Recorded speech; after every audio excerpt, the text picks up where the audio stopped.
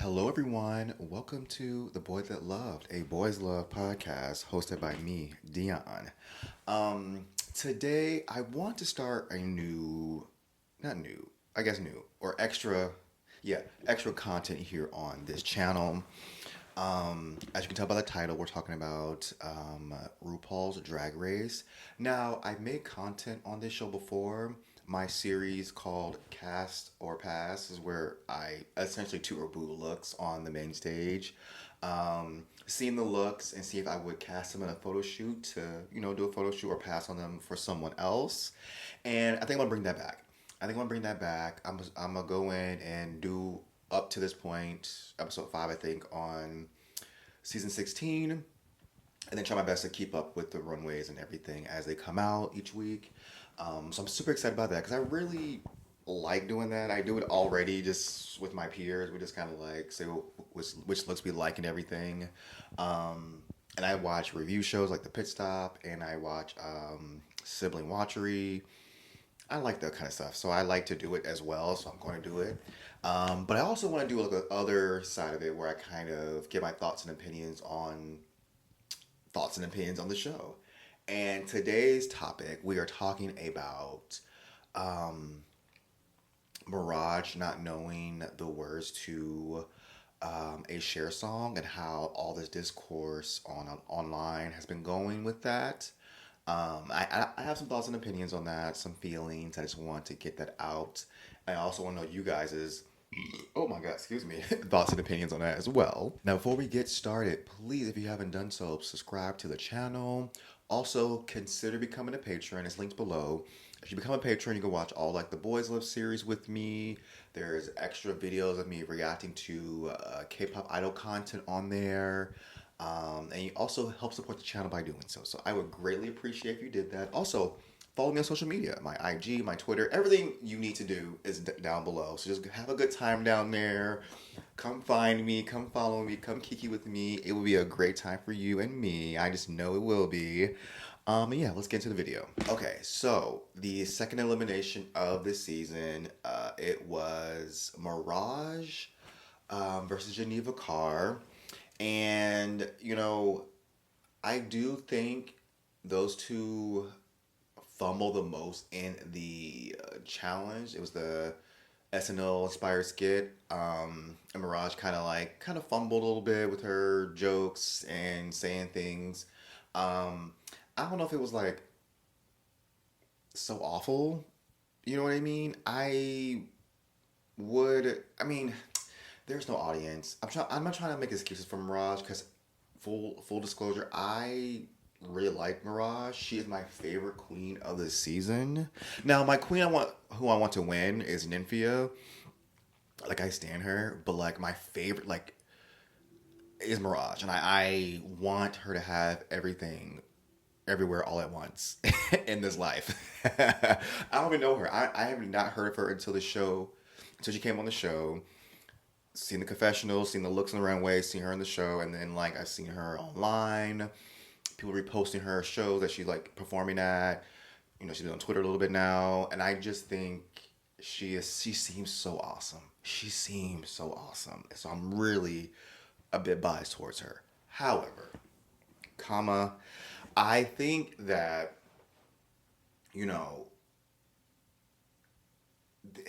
it's hard because Drag Race be kind of like weird with their like what matters and what doesn't. It just seems like sometimes the queens don't know every word or no words at all, but they're performing. They don't bring it up that you don't know the words that often. Yeah, sometimes where you like Valentina, that kind of thing kind of was on the forefront, but it was more of an obvious thing. You know the words, but like if you weren't paying attention and you're just looking at the performance, the lip sync, it don't really that matters that much. But it does matter. Don't get me wrong. It does. Like, you should know the words to a song. But at the end of the day, are you entertained? Yes, it was a good show. Stunts and shows were that happened, and I really loved it. You know what I mean? So I'm kind of like, I don't know if that's the biggest deal, but apparently it is. And I think if that's going to be a big deal, she should have went home based on that. I guess. I still think it's based on performance, but whatever. Based on that, the thing that's the big issue at hand is people feeling offended and upset that she did not know this particular Cher song off the rip, off the rip, and I'm like, I don't understand that. Like, I get it. I wish you knew the song because they gave you the songs to learn, and you should have learned the song, prepared, yada yada yada, all of them. They're gonna give you older songs. They'll give you more modern songs. Some songs from not too long ago. Some songs that just dropped yesterday. You know what I mean? There really is a mixed bag, and no one's gonna know every song out every diva's back catalog. You know what I mean? Like, no one's gonna know, and they give you the songs to prepare for that. So if you're like, hey, it would have been great if you knew the song because they gave you time to prepare, you should have prepared. I'm like, you're right. She should have prepared. Even though I really don't, I wish she would have stayed instead. Like, I wish she was been like, you know what, y'all both can stay because Mirage is everything. But she should have learned the words, and that's just that. That sucks. My problem is people being upset because you should know the words because it's Cher. All these people who are a bit older, it seems like they might be in like late 30s, 40s, and 50s, are on Twitter and making these think pieces about how Cher songs everyone should know the Cher songs.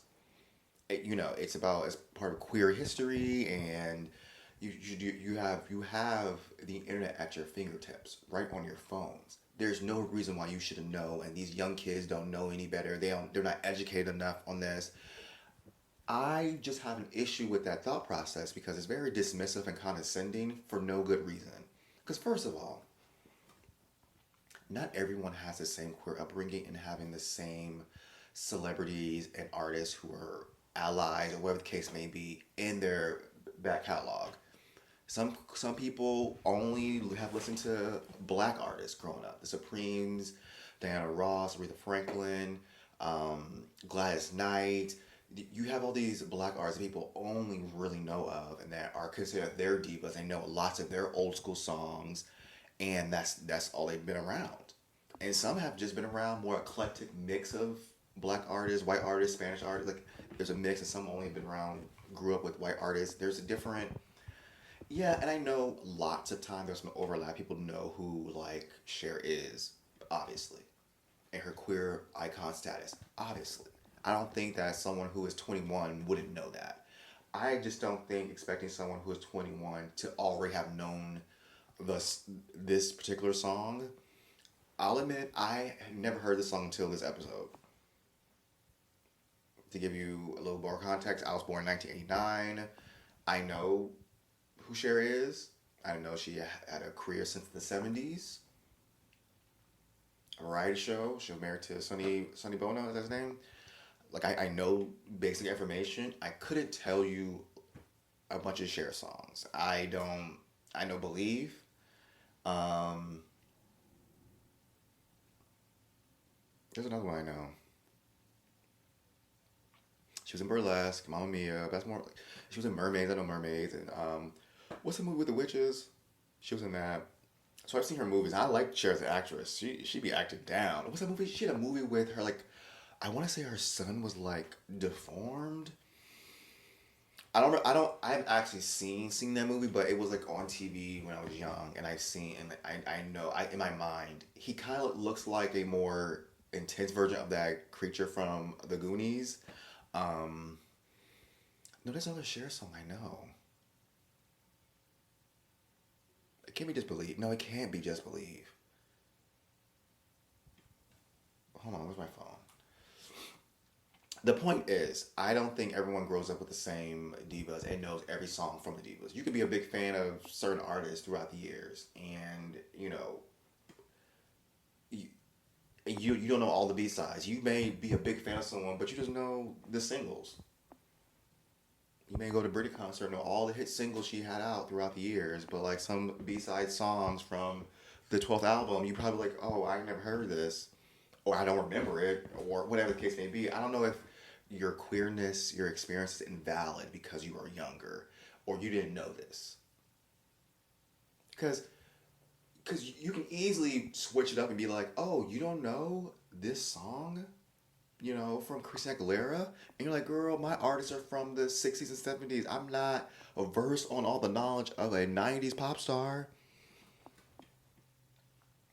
I don't know a Billie Eilish song like that. yeah, I heard of Miley Cyrus, but and I just heard of Flowers. I don't know anything else but besides that one single that's on the radio or been playing out recently. So for any age demographic, you can flip this on their head. Like you can be like, yeah, I don't know modern artists because I'm my divas are from back in the day, and I still listen to them and I kind of keep up with them. I'm not versed on these modern girlies. I'm 45 years old, so like I'm not really into that like that, or that's my reason why I don't know. Which it's crazy to say that because I've seen somebody in the comment section of Miley Cyrus videos, speaking of Miley Cyrus, and they're like, "I'm so sad." It hurts my heart to say this, but they're like, "I'm so sad that I am this big of a fan of yours, and I'm 60 years old. I'm 70 years old, and I won't be able to experience you grow and become even bigger or do more because of my age," which is so heartbreaking to hear. Like, yeah, I'm a big fan of yours. You're 30 years old and you're making music that I love. I'm really loving it, but my lifespan is coming to an end. That is gut wrenching, and like they're so real for that. And I think I like comments like that. Like people being like, "Hey, I'm a certain age, and you just what you're doing just makes me happy. What you're doing is giving me life. Either reminds me of my youth. Maybe there's some art. 'Cause I know like Miley Cyrus embodies older pop rock stars from back in the day, especially with certain aesthetics she does. So like you get that reminder of stars like that, and you feel connected to her through that because it's very nostalgic and old school, and it's bringing you back, and you really like her for that. And I think it's cool that you can just let her know. Seeing her videos, and I'm not sure if she reads her comments, but I'm sure she might have seen some stuff. But I think it's good that you let her know and kind of appreciate, her, because lots of times people dismiss younger artists, younger pop stars because they are younger or it's more modern or they're not doing the same type of music or whatever the case may be. But I think having seen all these comments about what's going on with this whole Mirage and Cher thing, it's just very, I don't know, it's very strange. It's very strange because I'm like, I don't know how you expect them to people to know all the Cher's back catalog. Yes, at your fingertips, and I know, and people are like, well, they're entertainers, and they should have the knowledge as a drag queen of Cher stuff or Madonna stuff or whoever. You should know all these things. I just think that's unrealistic to have that expectation. Yes, they may have the information at their on the ready, but I don't know who is sitting down and having a whole full Wikipedia session learning about everything about a certain diva. You're not learning that in school, so you expect them to do that on their own. And I think if they have interest and want to know more, they will. The theater ones, they be out here doing their research, going to the shows, watching the old movies, watching old interviews, getting the knowledge, but they have the heightened interest for that kind of thing. They love the stage, they love Broadway, they love that whole thing. So of course, since it's their interest, they're gonna do it. I don't think Mirage not knowing a Cher song and not showing you that they have interest in Cher or queer history or whatever you're trying to say makes them less than, in my opinion. I mean, I think she should learn the words, yes, but not because she should know Cher because it's Cher. She should know the words because they gave him time to learn the song. That's what I'm saying. I'm not saying like, oh wait, I was supposed to look at what Cher song I know. I do feel embarrassed though, because I thought I knew more than one. Oh, Turn Back Time. I was like, because I was envisioning the video in my head, and I was like, there's something with the ships and everything. It was Turn Back Time. Oh my goodness. Okay, um someone Apple Music looking at the essential albums. There's three essential albums: Heart and Stone, Cher, and Gypsy Tramps and Thieves. Um, oh, this one came out 2023. Oh, Cher did Dancing Queen. So she covered these ABBA songs. I feel like I knew that. Because I think I heard Gimme Gimme. Close to the Truth. Oh my goodness, I don't. You know what? I know you're gonna drag me because y'all think I should know Cher, and I'm probably doing this service by not knowing more than two songs from her catalog. And I mean no disrespect. I think Cher is great. Mostly because I've been told she's great. That's one of those kind of things where like she's this icon because it's just common knowledge or common feeling. The collective feels that way, so I'm like, okay, sure, she's everything. And I've seen her variety show stuff with the Jacksons and Tina Turner. I think that's so great. Like seeing those old videos of her and like of the different celebrities and things she's done, the different looks she's done is incredible. And I'm going to be like, you know what? I'm giving her flowers. I'm not saying she's not. I'm not calling y'all old, calling her old, and like it's up in the past. I think it's a good structure of the history that should be upheld. But I think maybe with some more love and care because y'all be so dismissive and rude about it all the time. Now the other fans, the young fans, be rude too, and I see why some of y'all be clapping back. They be like, "Oh well, Mirage is only 25. How would she know?" And I'm still feeling that kind of way, but I'm also like, I don't think because she's 25 she can't know old school stuff. There's queens who are 20, 21 and knows a bunch of stuff from back in the day. But like I said, they just have a intense interest in it, so they kind of do the research and kind of involve themselves in that stuff. Also, I feel like you know,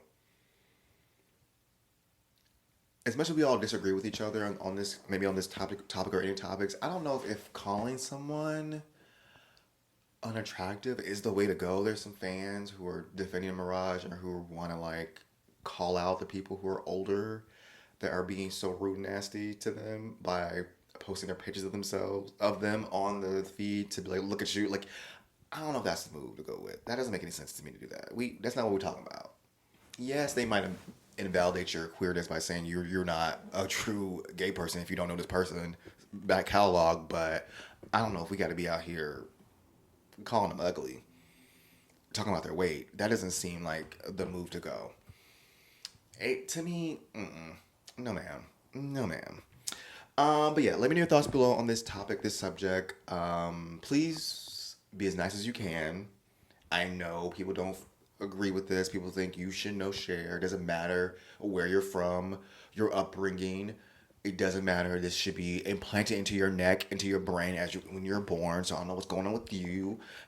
I know, but please try to be a little nice, please, when you leave a comment. And yeah, I will actually let me know what else I should talk about. If there's any other things going on with Drag Race or anything like that, let me know what you want to know my thoughts on below. And yeah, I will see y'all in the next video.